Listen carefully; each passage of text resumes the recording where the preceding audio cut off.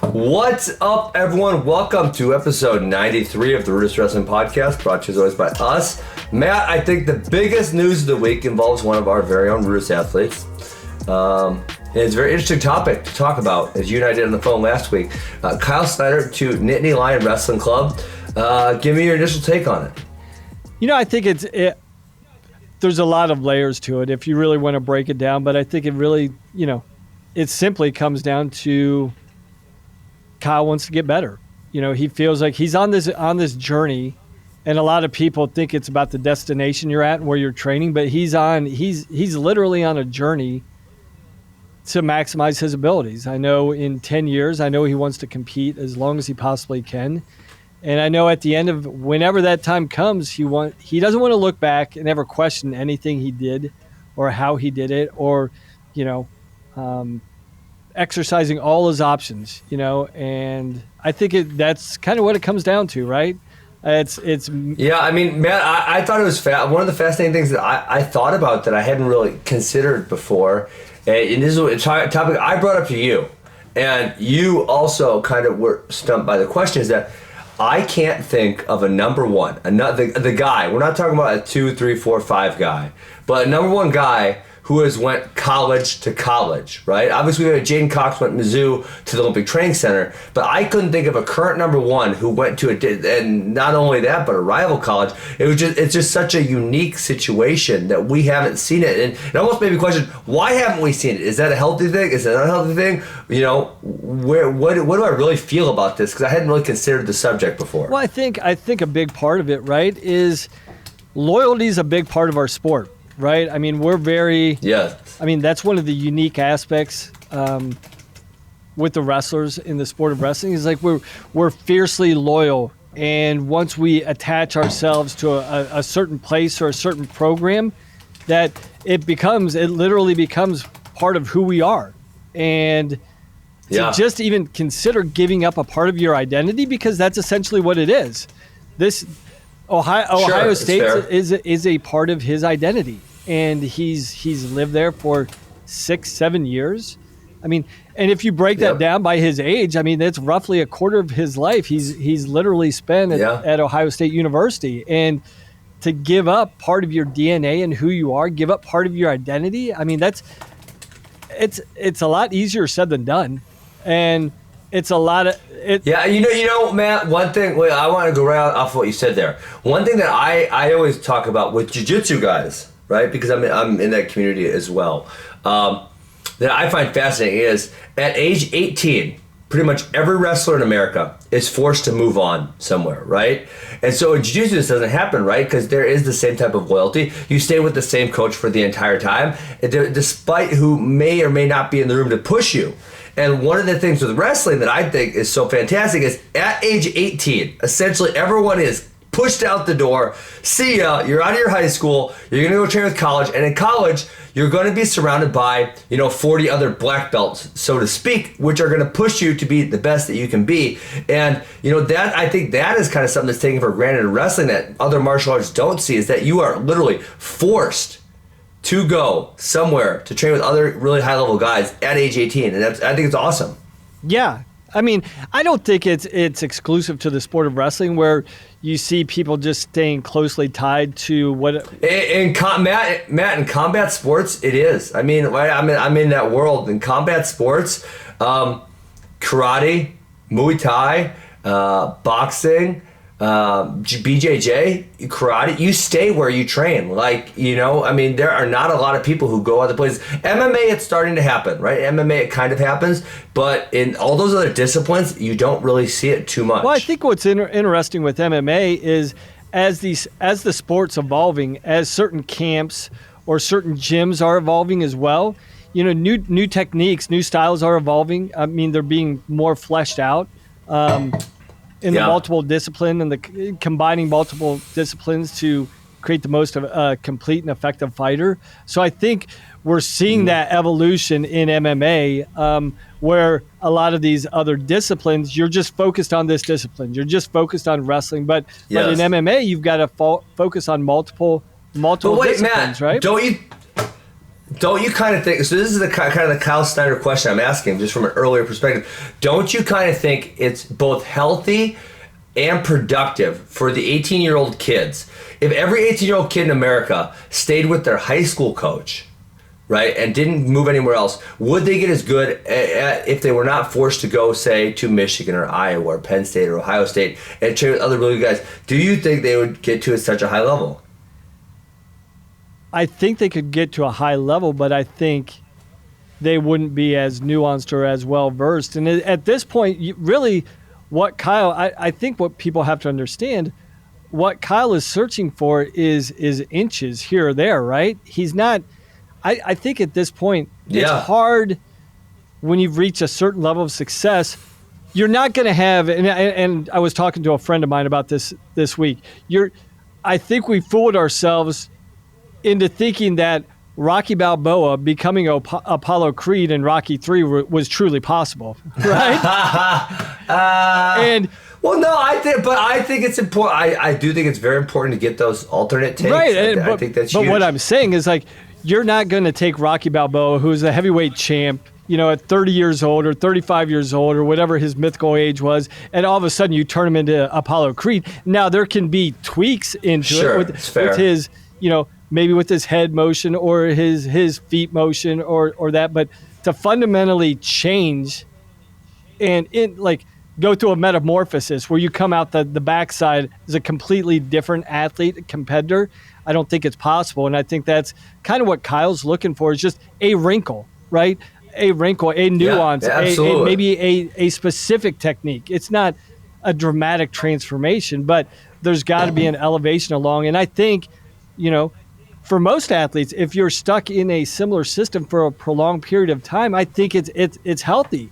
It stimulates new growth. It stimulates new thought. As much as all to go on. You're saying to go other places that stimulates new growth. I think so, and I don't think that's a bad thing. Yeah, I agree. I think I agree with you. Yeah. I don't think it's a bad thing whatsoever. And I'm interested to see how this turns out, because if it turns out well for Kyle, I think it's something that we could see a lot more of. Because, I think both of you and I are both saying the same thing. I think you don't want to be one of those guys that changes places every 2 years, but making a change or two in your life, seeing something differently, getting different opinions, getting different feels from different practice partners, I think that's probably a fairly healthy thing and could be productive. So I would be interested to see if it works out for him, if we see more of it in the future at some point. And I get it. I mean, there's other layers to this that we could really discuss, but I think, when you attach yourself to a college fan base, and all of these college fan bases are so loyal. I mean, they're so committed, because this is, for a lot of these people, it's not the 4 or 5 years of their life that they spend. A lot of these people in Ohio or Pennsylvania or wherever, they never attended this institution, but they identify at such a young age with Ohio State. They grow up bleeding the scarlet and gray. And so it's a lifetime commitment that they've been immersed in the sport, in their association. I don't like that. I don't like it at all, because I'll just tell you why I don't like it, or why there are negative connotations. And obviously, I think loyalty is an important aspect, but when it trumps everything in your life, I think it can have some very, very negative connotations. I mean, we could go to obviously like a husband and wife where one party is abusive and they say, well, I'm loyal to my partner, I'm going to stick with them, when it's a very unhealthy thing. But in my personal experience, where I want to push back is like when we opened our club here in Wisconsin, Askren Wrestling Academy, right? Our goal was just to help as many kids as possible. And there was another club, and they were obviously the only game in town at that time. They were pretty good, and as we got better, obviously we had high level coaching. We got Max, we got me, we got John Messenbrink, we got other people. We have a lot of really high level coaching, and so we would say to other people, well, are you open to come train with us? And there would be so many of them that the only reason they didn't want to train was because they were loyal to the other club. And I said, listen, that's all good and well. And I'm not saying you have to hate them. I'm not saying you have to dislike them at all. Here's what I am saying. If you want your son or daughter to have the best opportunity possible for success and have a great experience doing it, I think at the very least you should come in and see what we have to offer.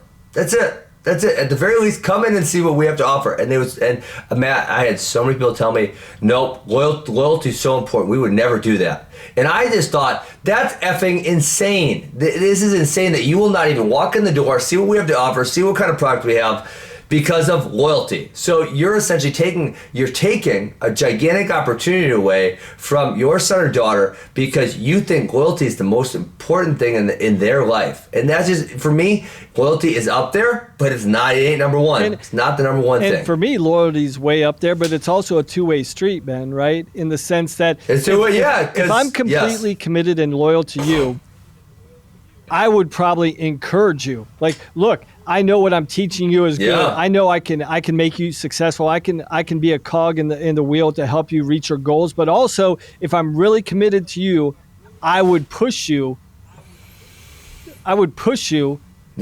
Outside of your comfort level.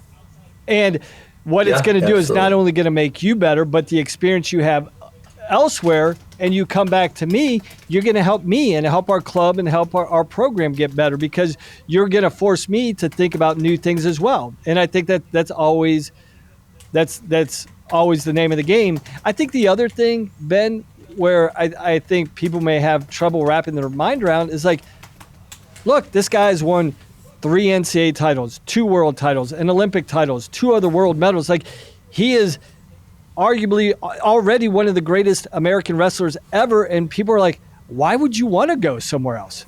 Like, ever? Why? It's proven. You're winning. You're having success.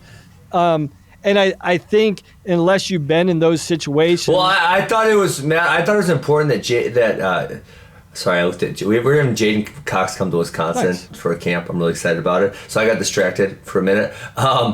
I think it's really important that Kyle said in the interview with Bader, which was on Flow, that he had made the decision before the World Championships, that none of this was predicated on him taking bronze. And listen, I can't tell you factually that's true or not. I don't text with Kyle on a regular basis. I think he's a pretty honest guy, so I would just take him at his word. But so, people could say, well, he hasn't won the world title in 2 years. And I thought it was interesting that he said this decision was made prior to the World Championships, not after. I thought that was a pretty interesting point for him to make. Yeah, and I think there's more layers to this as well. Obviously, there's the family aspect as well. His wife is looking to get into med school as well. Yep. And, I think that's a credit to his commitment to his wife, number one, that as he's on his journey, he's also making sure the importance of his wife's journey is factoring into this, because it's a collective decision. I mean, when you get married, when you're in a relationship, you have a partner. I mean, there's mutual things. I mean, it's a lot easier when you're only focused on yourself, right? But there's a variety of factors. I got kids to feed, exactly, Matt. Right. You know how hard that is? Yeah. Yeah. Damn straight, it's tough. It's way tougher. Yeah. So Yeah. But I think it really, if you really boil it down, if you read about what Kyle said and you talk to Kyle about, where his motivations are, it's like, it's all about the journey, right? And I think people are misplacing the journey and placing it on the accomplishment. And I don't think that's where Kyle was coming from. He was like, look, I'm on this journey. I'm on a journey of self-discovery. I'm not on a journey to see how many gold medals I can accumulate. That's going to be the back end of this journey, right? Where you evaluate that and you assess and you inventory, the medals you won and the accomplishments that you had. But it's really not about the hunt for the medal. It's the hunt for the journey and the hunt for self-discovery to see how far he can actually go in this sport, what he's actually capable of achieving within himself and the wrestler he can become. I think that's really what it's about. Yeah, absolutely. Okay, I think that was well said. I think we covered that pretty well. Any final thoughts on Kyle to NLWC? No, overall, I think discussion's always a good thing. Conversation, eyes on the sport is always a good thing. And it'll be interesting to see, what transpires after this. What other people, what other significant, number ones or high-level people actually, how they reevaluate or look at their career and how they want to train. Yes, I agree totally. I think it'll be very interesting. Okay, Matt, you texted me multiple times that you want to talk about a non-wrestling topic, an area I have no expertise in, so I'm going to let you lead the discussion. I did see this news clip. A guy broke the 2-hour mark for the marathon. First person ever to do it. So I'll let you go. Just go wherever you want with this. I think it's just fascinating, right? I think both of us are in love with high achievers. Like putting your mind in others, you know. And I looked at this guy. He broke the first 2-hour marathon. He completed the first sub 2-hour marathon, and I was just fascinated by, you know, the ability to set new limits to human potential and actually witnessing it. And then once you witness it, actually going into, holy crap. I mean, if you break down the numbers, if you break down the numbers. 2 hours are not. 2 hours are not. I can't run a damn 6-minute mile. I can't run 1 6-minute mile. These dudes are running just 440s, 430s, just mile after mile after. It's like mind blowing. Yeah, this guy was averaging close to a 430 mile for 26 miles. That just it's mind blowing. I think I broke a 5-minute mile once in my life. You broke a 5-minute mile, man? Yeah. That's pretty good. I didn't know you were such a good runner. Yeah, and actually, so I did something fun my last year in coaching. We're doing preseason conditioning. We're doing stuff on the track and different cardiovascular stuff. And I took the 4 fastest guys on my team. And these are good. These are D1 athletes. So they're good athletes. They're not runners, but they're good athletes. They're highly conditioned. Got it. And I'm like, hey, you 4. Yep. I was like, we're going to break the world record. I want to see if we can break the world record in the mile. Each one of you are gonna run 400 meters. No, there's no way you got it. There's no way you guys got it. They didn't even come close. We broke a 4-minute mile. Not even close. I think the guys, it was like 456. That's pretty good. It was 456, and that's booking it. That's 356. 356. I mean, yes. And the world record is sub 350 right now. I think it's 47, 46, somewhere around there. I'm gonna Google it right now. So but these guys went balls out for a 343, man. Yeah, 343 is the mile record. And these guys are D1, high-level athletes, highly trained, good condition, and they couldn't even sniff the world record. And one man going 430, a 430 clip for 26 miles, doing that repeatedly over and over. It's so insane to think about. Yeah, and then you dig deeper into that, and like, how do you actually train for that? How do you actually prepare physically, mentally?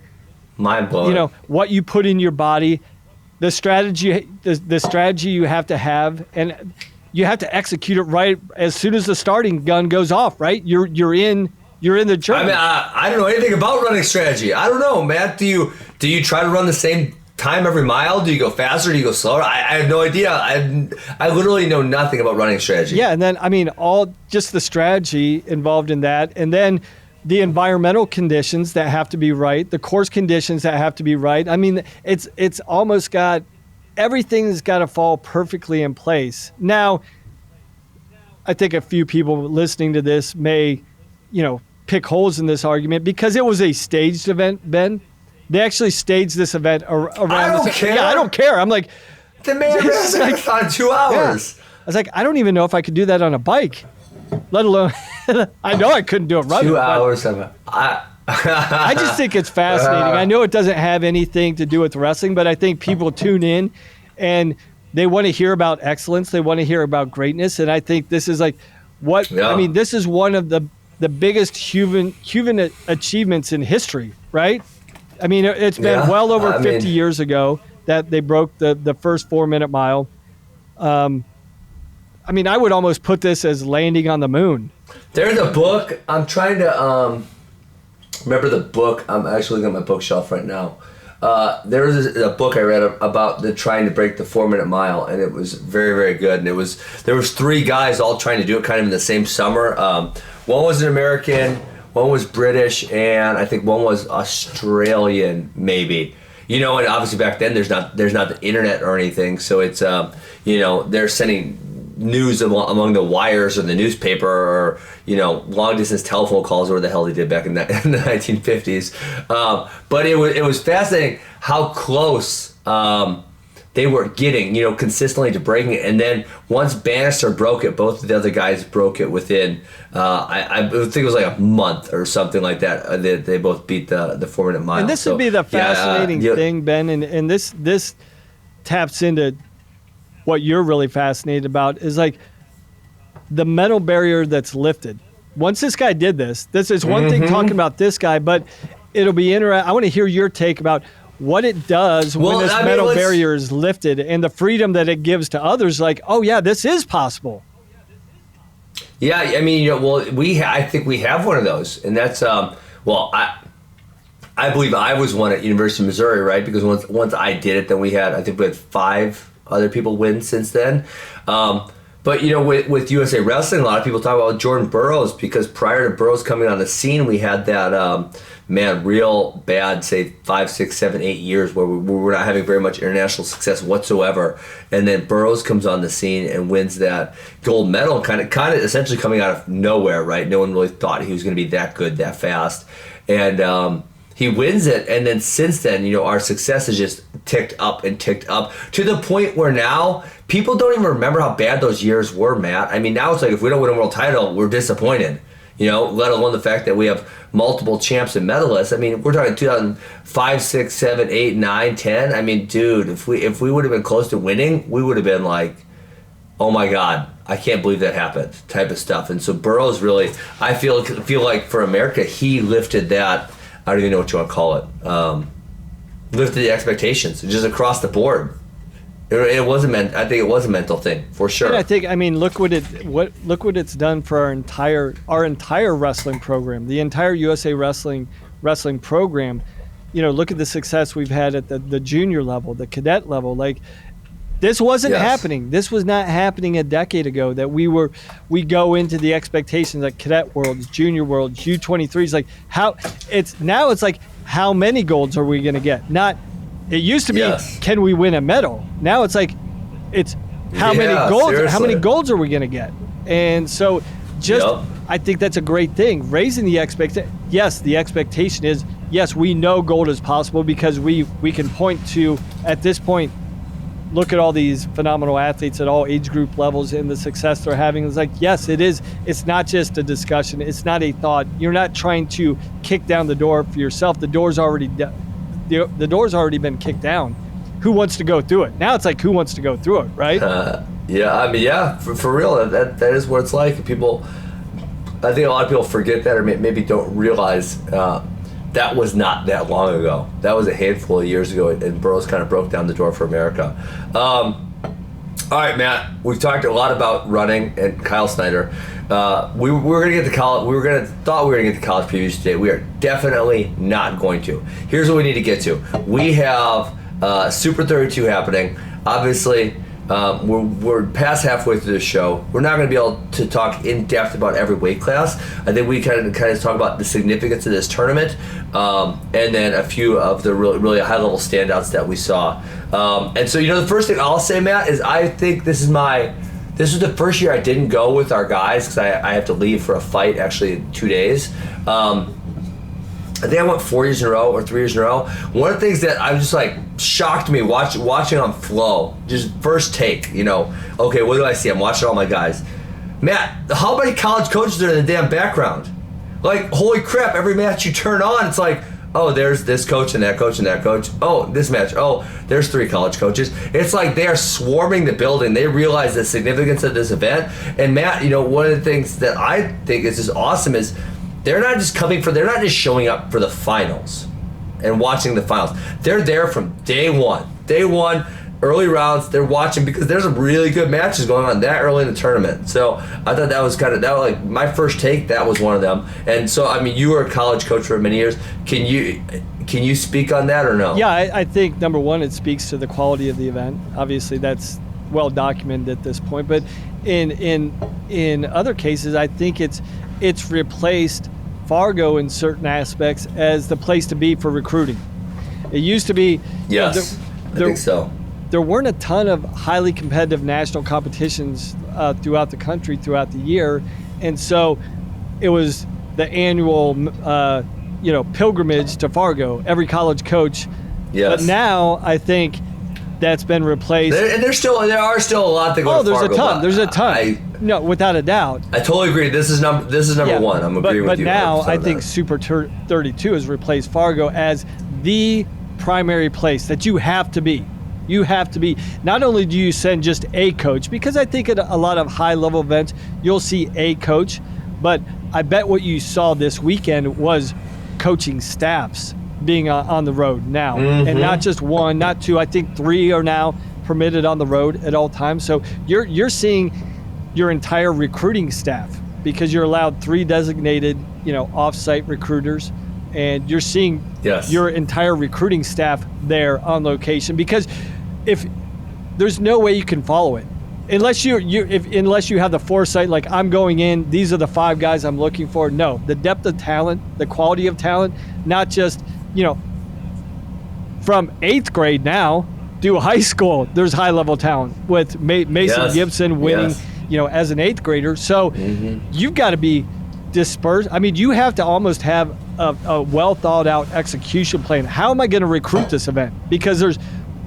30-plus matches or whatever? Matt, there's 28 mats, but to your point, there are good matches going on. I was just looking through the results, and Austin Boone, actually, he's came to my Funky Fresh camp 4 years in a row. Great kid out of Michigan. He lost. I'm going to look this up so I don't mess this up.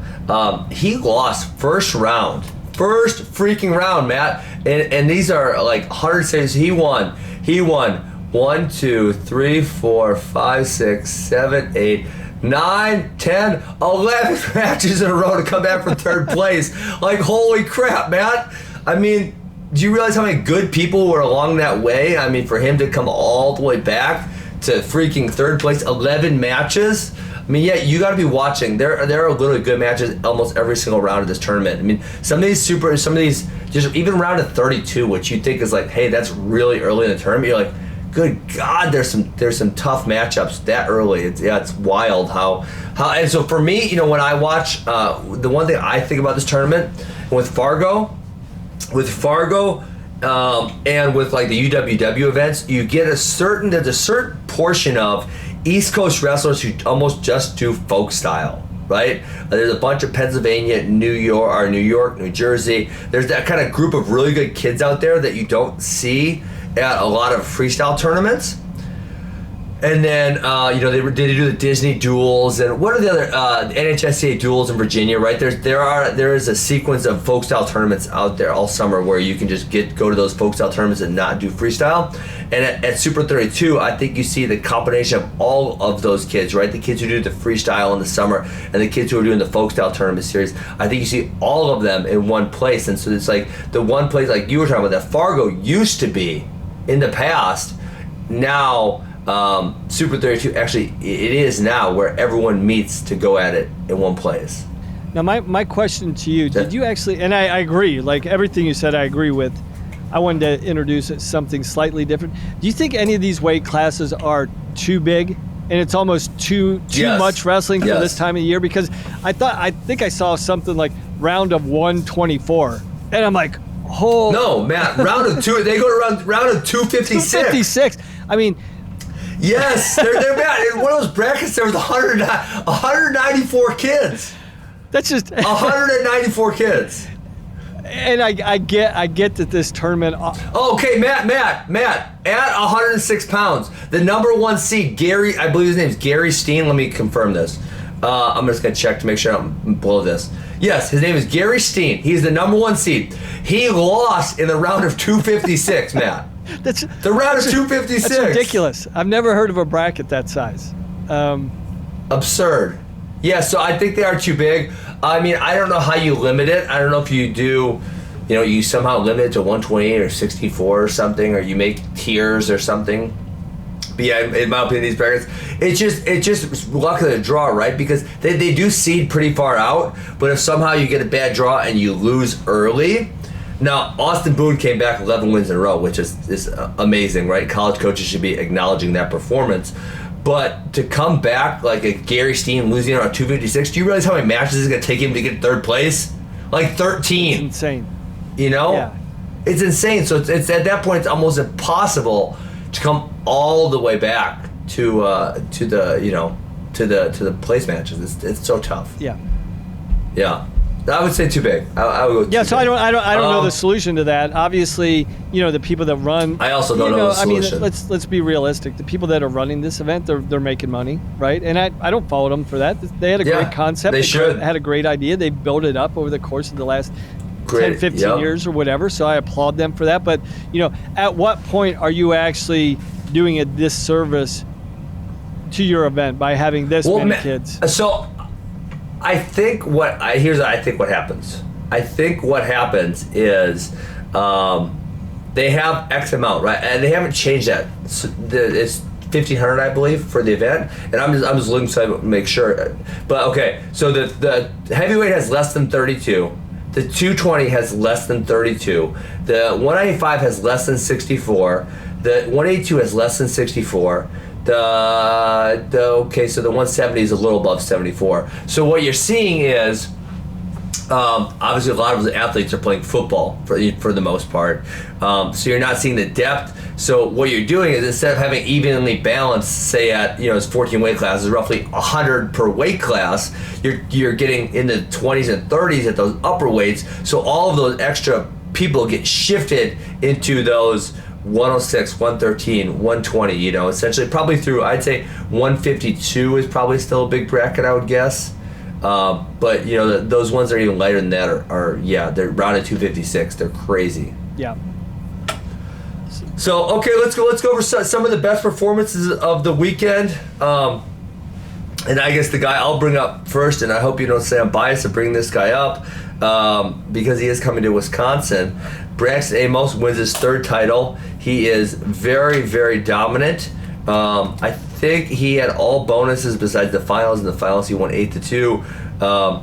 Looked really, so he had, I believe he did a bonus. Yep, I think he had bonus every match except the finals. Looks awesome doing it. I'm excited to get this guy at Wisconsin. I'm excited to work with him, get my hands on him. And I don't think, who was the OW, Matt? I'm not really sure. I don't think he. Yeah. I want to say it was Brett Reyna at 145 pounds. So yeah, I'm super excited to work with Braxton Amos next year at Wisconsin. He looked awesome. Yeah, so I mean, really good performance by him. So what's impressive about Braxton? Obviously, everybody knows who he is. Everybody knows he's going to Wisconsin next year. I think what's impressive is this is his third straight title. I don't know if there's been an upper weight that's won this many. I should preface this by saying, I'm not a historian of Super 32. Even though I recruited the event, I didn't get into who's won multiple titles, this and that. That wasn't really on my purview of what I felt was important. But here's a guy that's won 3 titles, all at the upper weights. I don't know if that's been done.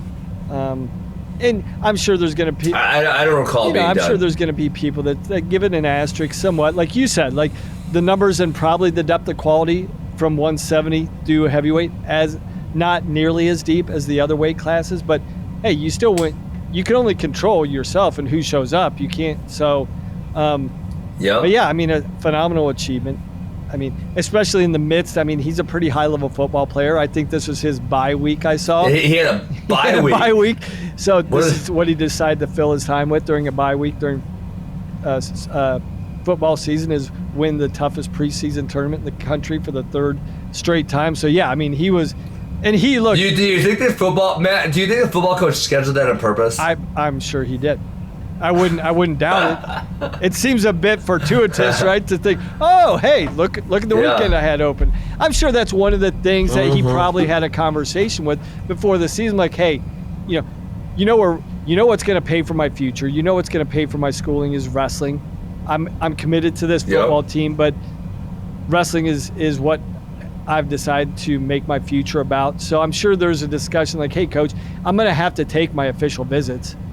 So I may miss multiple games, but you've got to understand that if you want me to play, you got to allow me at least some flexibility to at least do my due diligence, go to these college visits, Yep. Wrestle in the Super 32. So I'm sure that was a plan or a conversation that was had well in advance of the football season.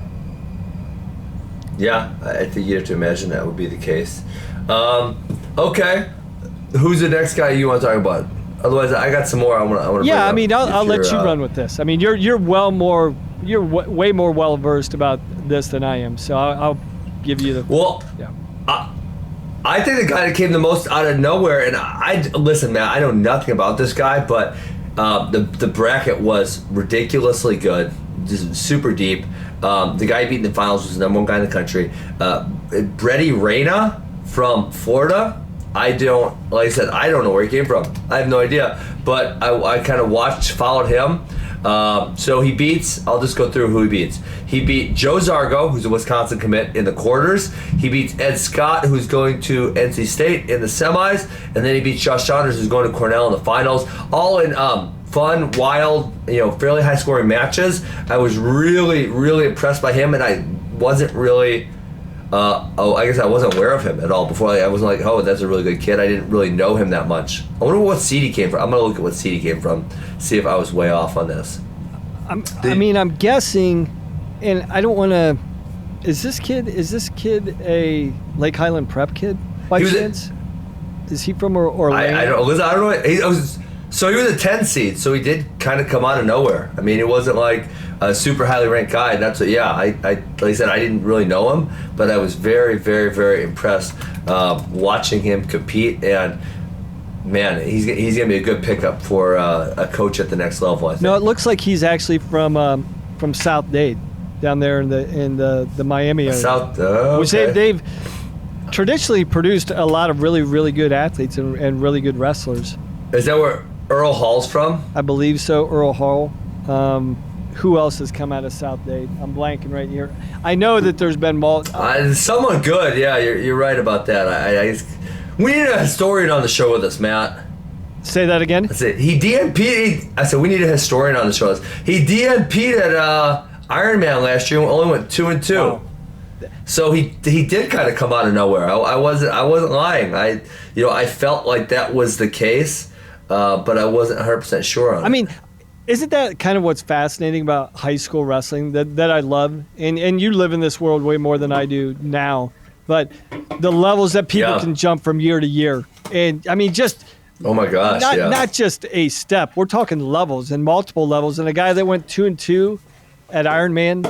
At Ironman, yeah. Walk. And then he beats those three guys I just mentioned. Yeah. Like those three guys are those are three very, very high scholarship D1 type of guys for sure. So I mean, for me, when you're digging down deeper into what causes these things, it would be where my mind immediately goes. I would like to talk to Ray and him, like what happened in the past year. Right? Yeah, what happened for real? Can you point to one thing, or can you attribute it to the one major thing that allowed you to jump to here? I mean, I think that's a really cool thing, and that's always the fun thing to see, because there's always new guys every year in high school that are jumping and emerging and defeating these highly ranked guys, and you're like, where's this guy? Oh, he was 2-2 at the Ironman? I'm looking through this guy's history, and it's like, he was like kind of okay, had some solid results, but nothing that would have pointed to this happening. Him beating all those really, really highly ranked guys. So yeah, I guess just come on nowhere. Awesome performance by him. Then the other guy I want to talk about, who I was kind of aware of, Matt, and they actually. I guess the middle school / high school he goes to, Forest Hills, they have a group of studs coming up that I've seen at the Young Guns camp, because they're right down the street from John UPJ. Is Mason Gibson, and he goes to I think it's called Forest Hills Middle School or Forest Hills Junior High, and they have a handful of hammers coming through. I mean, winning this tournament as an 8th grader, winning this tournament period is very impressive, but winning this tournament as an 8th grader in 106 is a deep bracket, because we talk about like the big guys playing football. The 106 is you're too small to do anything, so you're just gonna be wrestling all year round. This bracket was very deep, And man, hell of a performance by him. Very impressive. And I think, we'll see what happens, but a lot of people are saying, he's one of the next big things. Yeah, it'll be interesting. I hate to put that pressure on a kid that's Agreed. 12, 13 years old. There's so many things in life that can change and that can happen. I get it. I get it, in this day and age of, information and technology, these things are all over the place, and we're obviously going to talk about it, but let's pump the brakes a little bit. Yeah, this is a phenomenal achievement. This kid obviously has obvious ability and talent, right? Skill. He's got obvious skill. Hey, how mad was Tommy on those text messages? Well, I think he's ready to. I think Tommy's ready to jump back on air. I think he's ready to. He might want to fight me. I think he's ready. Yeah. Yeah, he's. So for those of you referencing Tommy Rollins, who I used to do my old podcast partner, and I was taunting him on the talent issue, and he was fired up. I mean, he wanted to come after me. I think that's for sure. I think one of these next podcasts, when you get back from your fight, it's probably going to be you and Tommy revisiting this topic once again. But yeah, I mean, all I'm saying, hey, let's temper our expectations. Obviously, this kid has a phenomenal skill level at his age, but let's see it play out. I think he's in a great system, with Jody at Young Guns. So he's going to have experience bringing these young talented guys along the right way, and I think that's having that right leadership, having that right mentorship around you is really critical. But yeah, no question. I mean, this kid is ready to roll. I mean, he's looks, for all appearances, he's going to be the kid we're talking about, or one of the kids that we're talking about here over the next 4 or 5 years. Yeah. And hopefully longer than that. Okay, maybe longer than that. Last person I want to bring up, I think this is a very interesting one, Matt, is this guy, Lachlan Mcneil. Did you hear what his story is? No. Tell me about it. He's from Canada. He wrestled at the World Championships, for Cadet World Championships, obviously, multiple times for Canada, and now he attends Wyoming Seminary. He won Super 32 at 138 pounds. But that's fascinating to me. He wanted to participate in the American wrestling system, I guess, and so he moved from Toronto to Wyoming Sem, and he's going to school there. I believe he competed for them last year. Yeah, I think he did. Yep, he took 6th at the Beast, 4th at the Ironman. So wanted to compete for Super 32, moves to America, moves to Wyoming Sem, and now he wins the Super 32 title.